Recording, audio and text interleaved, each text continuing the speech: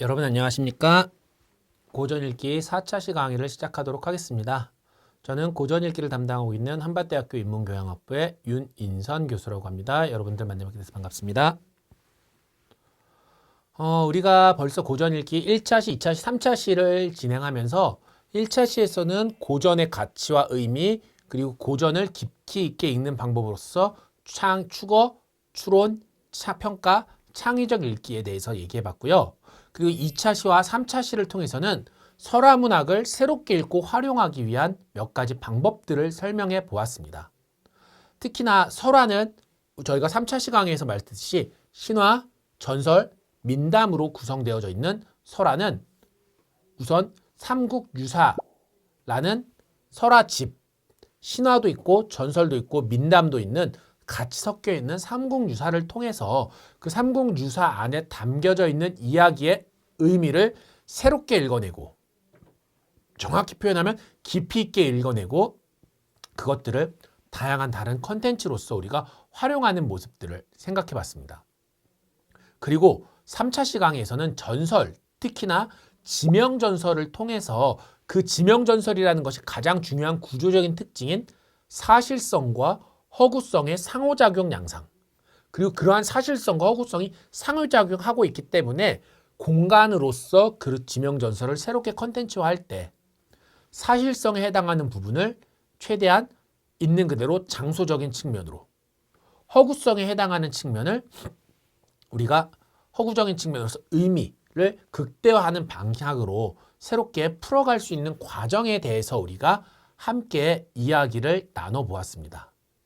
이처럼 우리는 고전, 설화, 고전문학 작품 중에 설화라는 장르에 대해서 설화를 이야기의 의미를 파악하고 영화나 드라마와 같은 서사 콘텐츠로, 공원과 같은 공간 콘텐츠로 새롭게 재구성해 나가는 모습들에 대해서 우리가 살펴봤습니다. 그럼 이제 4차시부터는 우리가 고전 설화가 아니라 우리 고전문학 작품 중에 가장 많은 수를 이루고 있는 고전 소설을 중심으로 이야기를 나눠보려고 합니다. 특히나 오늘은 여러분들이 너무나도 잘 알고 가시는 작품에 대해서 조금 같이 얘기를 나눠보려고 하는데요. 그래서 4차시의 주제는 고전 소설을 새롭게 읽고 활용하기, 바로 심청전입니다. 아마 심청전을 원전을 읽어본 적은 없어도 심청전의 줄거리를 모르는 분은 거의 없지 않을까. 심청전의 줄거리를 정말 신박하게 짧게 정리해서 얘기하면 어떻게 될까요? 공양미 300석에 팔려갔던 심청이가, 아버지의 눈을 띄우기 위해 공양미 300석에 팔려갔던 심청이가 다시 돌아와서 아버지의 눈을 뜨게 했다 라는 이야기가 되지 않을까요? 우리가 흔히 효에 대한 것으로서 알고 있는 심청전. 근데 전 여러분들은 어떠셨어요? 우리가 고전문학의 주제를 읽을 때 효 하면 심청전 이렇게 읽었죠. 근데 여러분들은 그런 생각 안 해보셨어요? 심청전을 읽으셨을 때 혹은 심청전의 주제를 들었을 때 아버지를 위해 공양미 300석의 인당수에 팔려갔어. 오케이, 효야. 근데 그게 진짜 효돌까? 남겨진 부모님들은 어떡하지? 아버지는? 앞도 잘 못 보이는데 심청이 없이 어떻게 살 수 있었지? 심청이가 공양미 300석에 팔려가서 인당수에 몸을 던졌다고 해서 아버지가 눈을 확실하게 뜬다라는 100% 뜬다라는 보장이 있나? 그 보장이 없으면 심청이 간 건 너무 도박 아니야? 라고 약간은 삐딱하게도 읽어볼 수 있지 않을까요? 어쩌면 고전 소설을 새롭게 읽는 방식인 것 같아요. 즉 고전이라는 거의 가치를 말씀드릴 때 과거로부터 현재까지 꾸준히 이어오는 향구적인 가치라고도 말씀드렸지만 제가 그걸 말씀드리면서 1차 시간에서 그런 말씀도 드렸어요. 새롭게 발굴하고 읽혀진다. 심청전도 그럴 것 같아요. 과거의 심청전은 전형적인 효에 대한 텍스트, 효를 담고 있는 작품으로서 읽었습니다. 하지만 지금은 과연 효라는 것이라는 주제는 동일하지만 과연 효가 무엇이냐 라는 질문에서는 조금은 다른 방식으로 읽을 수도 있지 않을까요? 즉 새롭게 질문을 던질 수 있는 텍스트로서 고전의 가치를 생각해 볼 수 있지 않을까요? 바로 4차시 강의의 핵심입니다. 고전을 새롭게 읽고 활용하는 방식으로서 여러분들께 오늘 강의에서는 심청전을 통해서 새롭게 질문, 뭐라고요? 질문을 던지면서 우리가 고전의 의미를 새롭게 파헤치는, 새롭게 연구하고 새롭게 다가가는 과정에 대해서 여러분들과 함께 이야기 나눠보도록 하겠습니다. 심청전은요, 여러분들 잘 알고 계시다시피 심청가라는 판소리에서 시작을 했습니다. 그래서 우리가 고전에 대한 기본적인 지식을 파악한다는 의미에서 판소리와 판소리계 소설의 특징과 가치에 대해 한번 이해해 보려고 하고요. 그리고 이후에 이걸 바탕으로 해서 심청전을 이해하고 심청전을 새롭게 활용할 수 있는 방향, 특히나 제가 아까 말씀드렸죠. 어떠한 방식에서 질문을 던지는 방식으로 심청전을 새롭게 활용할 수 있는 방법에 대해서 여러분들과 같이 이야기 나눠보도록 하겠습니다. 오늘 강의의 목표입니다. 그래서 오늘 강의의 목표는 판소리와 판소리계 소설의 특징과 가치를 이해한다. 두 번째, 심청전에 대해 이해한다. 세 번째, 심청전을 새롭게 활용할 수 있다. 특히 어떠한 맥락에서 새로운 질문, 뭐라고요? 질문을 던지는 맥락에서 활용할 수 있다. 라는 목표를 가지고 한번 우리 강의를 시작해 보도록 하겠습니다. 먼저 판소리와 판소리계 소설에 대해서 여러분들께 잠깐 설명을 드리려고 하는데요. 여러분, 외국에 오페라가 있다면 우리나라에 뭐가 있죠? 창극이 있죠. 창극은 판소리를 여러 사람이 나눠 부르는 거거든요. 그랬을 때 원래 판소리는 창자와 고수가 소리를 하는 거죠. 그래서 이리 오너라와 같이 춘향가입니다. 창자가 어떤 소리, 판소리를 부르면 고수가 얼쑤, 얼쑤라고 북을 치면서 취임새를 넣어주면서 함께 만들어내는 소리입니다. 그래서 판소리라는 것은 말 그대로 판을 차리고 부르는 소리다. 혹은 판을 펼쳐내는 소리다. 라는 뜻을 지니고 있습니다. 여러분들 혹시 판소리를 보신 적이 있으신가요? 판소리를 보신 분들은 어떤 생각이 드세요? 재밌으셨어요? 호불호가 상당히 갈리죠. 이런 판소리도 약간 여담이지만 고전 문학 안에서 판소리 입지는 상당히 중요한 위치를 지니고 있고 현대적인 맥락에서 다양한 컨텐츠, 특히나 음악으로서 새로운 컨텐츠로 다양하게 파생되고 있는 것이 사실입니다. 여튼 판소리는 사설, 즉 소설의 어떤 이야기의 스토리를 판을 차려놓고 그 판 안에서 창자가 노래를 부르면 고수의 북장단에 맞춰 노래를 부르는 그러한 소리라고 여러분들이 생각해 보실 수 있습니다. 근데 여러분 한번 생각해 보세요. 판소리는 현장성이 강하지 않을까요? 판을 차리고 그 자리에서 이리 오너라 이렇게 소리를 칠 때 그 자리에 있어야만 그 이야기를 향유할 수 있잖아요. 그럼 이야기 향유 폭이 너무 좁아지는 것은 아닐까요? 춘향, 심천, 흥부, 토끼, 장기, 옹고집 정말 재밌는 얘기들이 많은데 연행 현장에, 판소리 현장에 가야만 듣고 느낄 수가 있는 거잖아요. 그럼 너무 이야기가 좁죠. 이야기 전승이. 그래서 만들어진 것이 바로 판소리계 소설입니다. 즉 현장에 가야만 접할 수 있는 판소리 서사를 구비연행물이라고 표현을 하는데 구비연행물이었던 판소리 서사를 독서물, 읽을 수 있게 글자로 개작해낸 것을 판소리계 소설이라고 합니다. 실제로 판소리계 소설은 우리나라에서 그렇게 많지 않아요. 많아야 춘향전, 심창전, 흥부전, 토끼전, 장기전, 배비장전, 옹고집전 한 7개 정도만 존재합니다. 너무 적죠. 왜냐하면 고전소설이라고 얘기했을 때 고전소설 작품만 해도 수백 개가 되는데 그 수백 개 중에 불과 7개. 춘향전, 심청전, 흥부전, 토끼전, 장기전, 배비장전, 옹고집전 이렇게 7개밖에 없습니다. 하지만 수는 적었지만요. 그렇지만 이게 연행됐던 것들, 즉 현장에서 불려졌던 노래로 불려졌던 것들이 소설로 만들어졌기 때문에 어떤 게 소설로 만들어졌겠어요? 노래로 불렸던 것 중에 인기 있고 상당히 가려할 만한 가치 있는 것들이 소설로 만들어지지 않았을까요? 그래서 당대에 큰 사랑을 받았습니다. 그리고 후대에도 많은 문학을 만들어내는데 문학 작품 창작에 많은 영향을 주기도 했습니다. 사실은 여러분도 한번 생각해 보세요. 우리가 부른 노래 있죠. 대중유행가, 뭐 BTS 노래라든가 이런 것들이 글로 쓰여서 책으로 만들어졌다면 얼마나 인기가 있었어야 됐을까요? 그냥 우리가 노래를 하루 한 곡 부르는데 그 가사가 시집으로 나와. 그러려면 얼마나 많이 인기가 있었을까요? 작품 수가 중요한 건 아니었다는 거죠. 그만큼 인기가 있었고 그 당시에 인기가 있었다는 겁니다. 그러니까 고전으로서의 첫 번째 조건 성립한 거죠. 당대 인기 있음. 그리고 이후에도 계속 인기를 받았죠. 실제로 춘향, 심청, 흥부, 토끼, 장기, 배비장전, 옹고집전 지금 우리 주변에 너무나도 많은 파생 컨텐츠들이 많이 있잖아요. 즉 지금도 꾸준히 영향을 받고 사랑을 받고 있다라는 뜻이잖아요. 그렇다는 얘기는 과거부터 현재까지 끊임없이 인기가 있었다. 즉 고전으로서의 조건을 충분히 갖추고 있는 것은 아닌가라고 생각해 볼 수 있을 것 같습니다.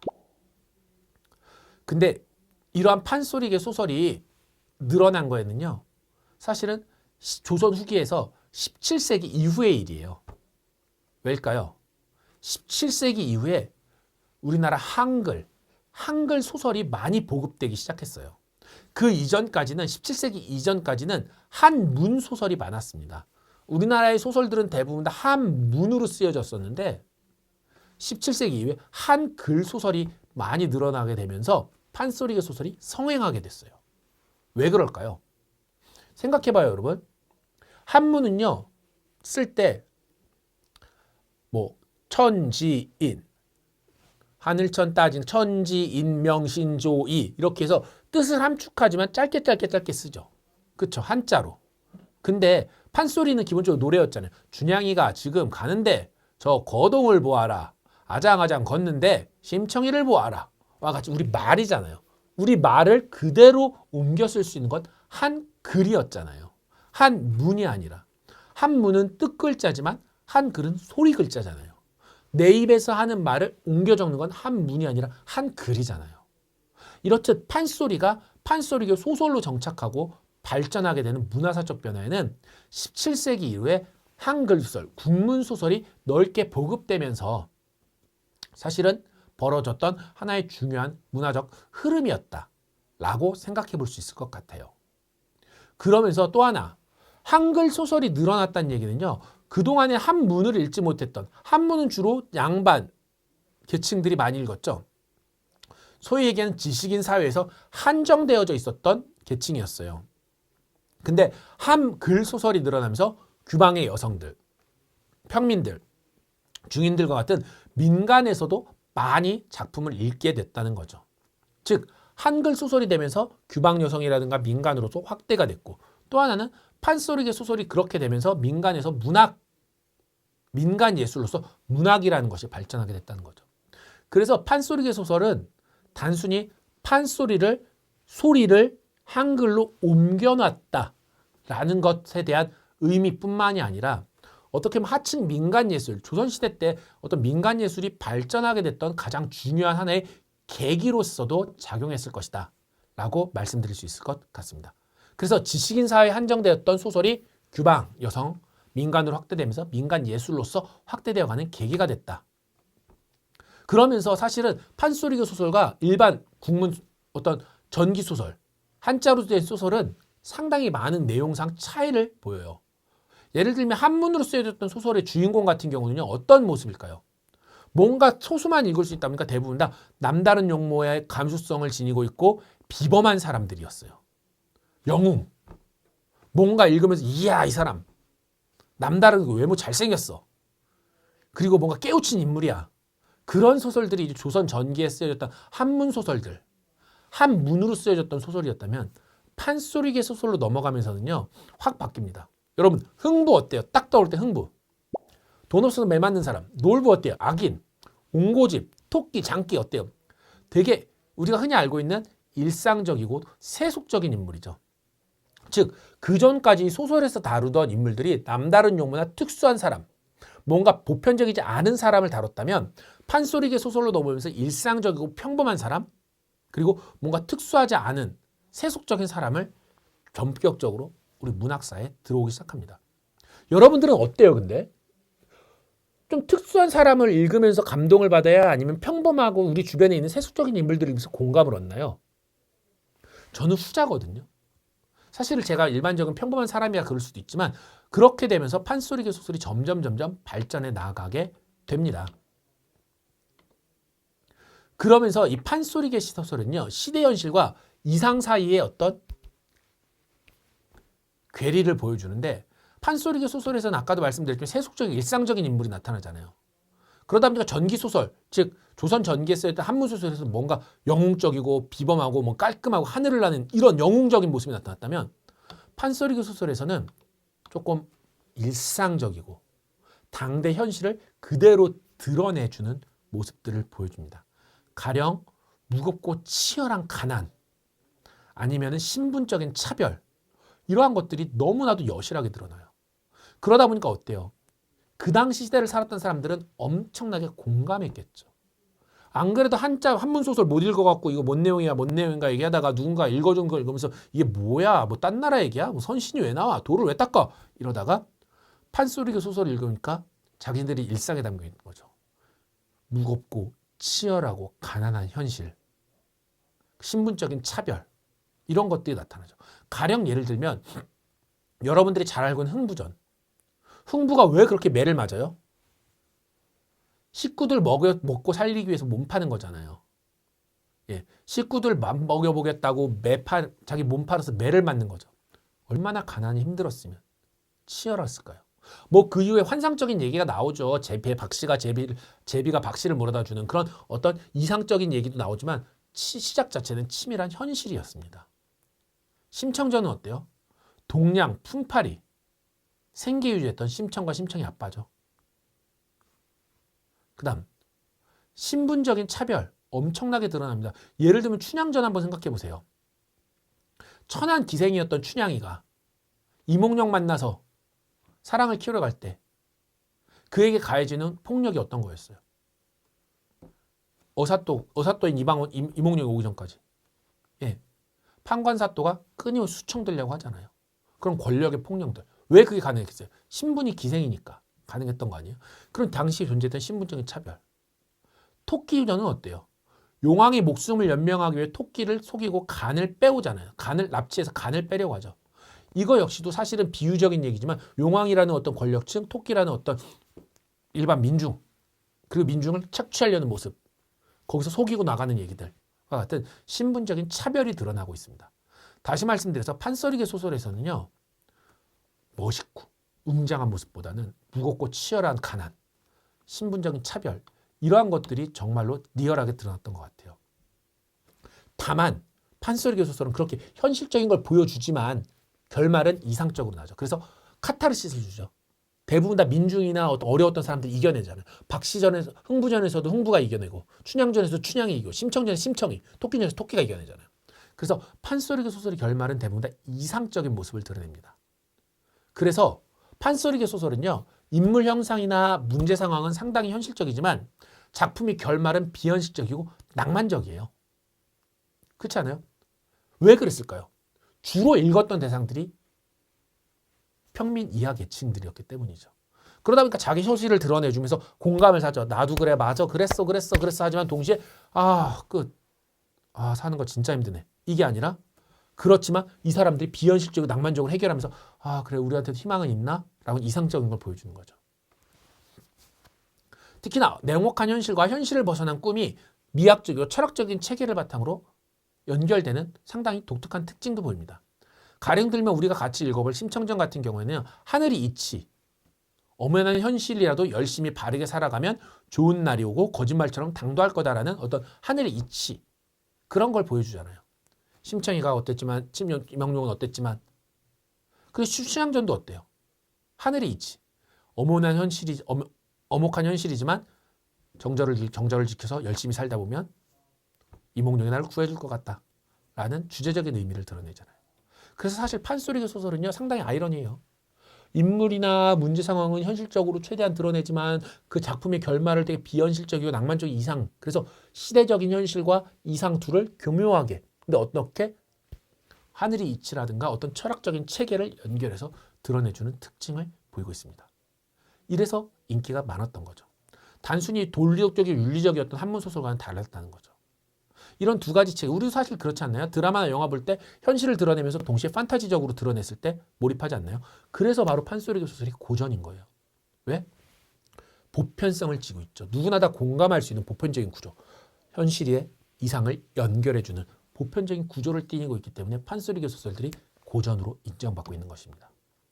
그랬을 때 이러한 고전에 아까도 말씀드린 심청전이나 이런 고전을 읽을 때 우리는 그냥 이러한 현실과 이상의 연결뿐만 아니라 거기에 나타났던 이상적인 해결책에 대해서 우리는 질문을 던지면서 고전을 새롭게 활용할 수 있을 것 같습니다. 그걸 하기 위해서 우리 한번 완판 춘향 심청전 줄거리가 어떤지 한번 같이 보고 어떠한 질문을 던져볼 수 있는지 생각해 보겠습니다. 심청전은 여러분들이 잘 아시겠지만 제가 그래도 줄거리를 좀 정리해서 한번 말씀드릴게요. 심청전은 이런 줄거리를 지니고 있습니다. 송나라 말년 황주 도화동의 양반 이후에 심학규가 20년 전에 맹인이 됐습니다. 근데 곽씨 부인과 결혼을 했죠. 그런 심학규가 곽씨 부인이 품을 팔아 어려운 살림을 영위하였지만 곽씨 부인은 남편 말을 참 잘 들었습니다. 심학규가 작씨 부인에게 자식을 가지기 위해 빌어보자고 얘기를 합니다.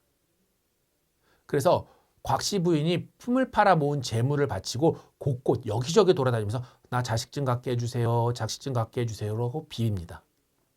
그러다가 어느 날 곽씨 부인과 신봉사가 서왕모의 딸이 자신이 품으로 들어오는 꿈을 꾸게 돼요. 태몽을 꾼 거죠. 그 꿈 이후에 곽씨 부인이 심청을 낳습니다. 곽씨 부인은 심청을 낳고 일주일 만에 외풍을 너무 많이 쐬서 병이 나서 죽었는데요. 죽으면서 유언을 남겼을 때 내 딸의 이름을 심청이라고 해달라고 유언을 남깁니다. 여러분, 이 부분까지는 우리가 잘 모르는 부분이죠. 예, 심청이가 어떻게 태어났는가에 대해서 우리는 그냥 잘 모르지만 완판 심청전에 이렇게 나와 있습니다. 어떻게? 심학규가 곽씨 부인이 심청이를 갖기 위해 상당히 많은 노력을 했던 부분, 재물을 다 바쳐서 기원을 해달라는 모습들이 나타납니다. 어쨌든 그렇게 곽씨 부인은 죽고요. 신봉사가 젖동량을 다니면서 심청이를 기릅니다. 그러다가 이제 역전되죠. 심청이가 6, 7세가 되자 동량과 품팔이를 하면서 부친을 연명하게 돼요. 이런 심청이를 눈여겨봤던 장승 부인이 심청을 수양딸로 삼고자 하지만 심청이 스스로 거절하죠. 아버지 때문에 안 된다. 난 아버지 모셔야 된다. 그랬다가 신봉사가 딸을 기다리다가 집 밖에 나가 개가 짖는 소리에 놀라서 개천에 떨어지게 됩니다. 이때 지나가던 몽운사 화주승이 신봉사를 구해주고요. 신봉사는 화주승에게 공양미 300석이면 눈을 뜰 수 있다는 약약을 듣는데 여기서 이야기를 툭 끝나면 되는데 그럼 내가 시주하겠다고 약속을 해버립니다. 심청이는 신봉사가 공양미 300석을 약속했다는 이야기를 듣고 남경 성인들에게 돈을 벌 방법이 없으니까 인당수에 제물로 팔려가는 처녀를 구한다는 소식을 듣고 선인들에게 몸을 팔아서 공양미 300석을 시주합니다. 그리고 선인들은 300석을 모군사로 내보내고 심청은 신봉사에게 장승 부인이 수양딸이 됐다고 거짓말을 해요. 심청은 항의하던 중 여러 성인 영혼을 만나고 인당수에 몸을 던집니다. 이때 뺑덕 어머니가 신봉사의 첩이 돼서 가산을 탕진하고요. 심청은 인당수에 빠졌는데 용궁에 가서 어머니 곽씨 부인을 만나서 꽃으로 타고 환생합니다. 이후 심청은 황후가 되고 심청은 부친을 걱정하다 맹인잔치를 열고요. 여기서부터 우리가 잘 아는 얘기죠. 맹인잔치를 열던 중 뺑덕 어머니가 달아나고 신봉사는 안씨 부인과 재혼을 합니다. 신봉사가 심청이와 상봉하고 눈을 뜨고요. 신봉사가 눈을 뜨니까 모든 맹인들이 같이 눈을 떠요. 그래서 뺑덕 어머니를 잡아다 처형하고 황봉사를 풀어줍니다. 이러한 줄거리예요. 여러분들이 잘 아는 줄거리도 있고 모르는 줄거리도 있죠. 사실 완판은 이렇습니다. 이걸 가지고 우리는 그 전에 계속 효다라고 얘기해요. 그리고 기본적인 고전소설의 줄거리 라인이죠. 어떤 가혹한 현실, 가난한 현실. 하지만 사실은 그 가난한 현실에 너무 이상적인 부분은 뭐죠? 물에 빠졌는데 빠지는 과정에서 어때요? 여러 선인들이 먼저 죽었던 선인들이 영혼들을 만나는 거죠. 즉 쉽게 죽지 않을 거라는 암시라고. 또 탁 용궁에 갔더니 누구를 만나요? 어머니를 만나게 되는 그러한 설정들. 사실 추상적이고 환상적인 설정이죠. 그리고 나서 황후가 되는 심청의 모습들. 이것이 어떻게 보면 아까도 말한 현실과 이상을 연결해주는 고전소설의 하나의 모습인 겁니다. 그리고 결국 자기한테 해를 가했던 뺑덕어미나 이런 사람들을 내치는 그러한 모습들이 나타나죠. 그리고 우린 이걸 갖고 효라고 읽어내요. 하지만 단순히 효라고 읽을 수 있을까요?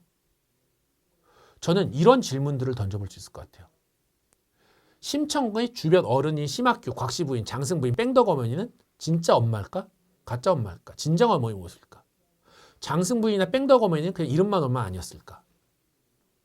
진정한 아버지 모습은 어떤 부모의 모습은 어때야 되는가를 우리는 여기서 질문을 던져볼 수 있죠. 단순히 쇼가 아니라 조금 더 깊이 있는 의미를 이기 위해서 과연 진정한 아버지와 어머니의 모습은 어때야 되는가라는 측면, 현대적인 맥락에서 읽을 수 있죠. 그 다음, 심학규를 가부장제도 인물로 보는 것이 타당한가? 끝으로 심청의 희생이 가장 중요한 건데, 희생은 효를 위한 자기 스스로의 어떤 자발적인 것이었을까? 아니면 어린 시절부터 신봉사에게서 그렇게 커져서 그런 시선이 내면화된 것이었을까? 그리고 이런 불안정한 인간이었던 심청이와 신봉사가 서로를 위해 희생함으로써 서로의 삶을 완전하게 되는 건 우연이잖아요. 이런 우연성 속에서 몸을 매달릴 필요는 있을까? 와 같은 다양한 질문들을 던져보면서 우리는 고전의 의미를 현대적으로 다시 생각해 볼 수 있을 것 같아요. 제가 질문의 일부로 조금 현대적인 어떤 컨텐츠를 쓰진 않았지만 현대적인 맥락에서 다시 볼 수 있는 가부장이라는 게 현대 어떤 의미인데 심학규를 가부장으로 볼 수 있는가. 그리고 심청이와 곽씨 부인 같은 경우는 어떤 상황에서 아이를 심청이를 낳잖아요. 과연 그런 상황에서 아이를 갖기 위해 그렇게 노력하는 게 타당한가. 그리고 불안정한 인간들이 서로가 서로를 그렇게 희생함으로써 삶을 살아가는 게 과연 온전한 삶을 사는 방식일 것인가. 와 같은 다양한 질문들을 한번 던져봄으로써 우리는 이 심청회를 새롭게 읽어볼 수 있지 않을까라는 생각을 해볼 수 있습니다. 한번 여러분들도 다양한 고전 작품을 읽으면서 특히나 판소리교 소설을 읽으면서 현실과 이상의 대립, 이 연결고리, 그 연결고리에서 한번 새로운 질문을 던지면서 작품을 읽어보시면 그 작품이 현대적인 맥락에서 새롭게 고전으로 다가올 수 있을 것 같습니다. 자, 그럼 그러한 활동들을 더 해보시길 권해드리면서 오늘 강의 마무리하도록 하겠습니다. 여러분 수고 많이 하셨습니다. 감사합니다.